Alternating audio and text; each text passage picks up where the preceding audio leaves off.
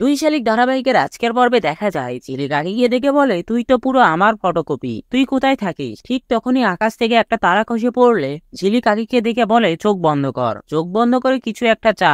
আকি চোখ বন্ধ করে বলে, আমি মরতে চাই। এরপর ঝিলিক আকিকে একটা চায়ের দোকানে নিয়ে আসে আর চায়ের দোকানদার তাদের দেখে বলে, তোমরা কি যমজ বোন? ঝিলিক বলে, মুখের মিল হলেই কি যমজ বোন হতে হবে? আর আকিকে বলে, আমার তো বাবা মা আছে, তোর কি কে আছে বল? আকি কাঁদতে কাঁদতে বলে, আমার কেউ নেই, আমি একটা বাড়িতে আশ্রিতা থাকি, ওইখানে সারাদিন সব কাজ করতে হয়। আসলে স্যার আমাকে দয়া করে এনেছিল তো, তাই এর জন্যই তো আমি বললাম যে আমি মরতে চাই। এরপর ঝিলিক দেখে আকির হাতের মারের কাল শীটের দাগ, সেটা দেখে বলে, তোকে কি ওরা মারধর করে নাকি? তুই এক্ষুনি ওই বাড়িতে চল। আকি বলে, তুমি ওই বাড়িতে গেলে আমাকে ওরা আরো বেশি মারধর করবে। ঝিলিক বলে, আজকে থেমে গেলাম, কিন্তু আমি যাব।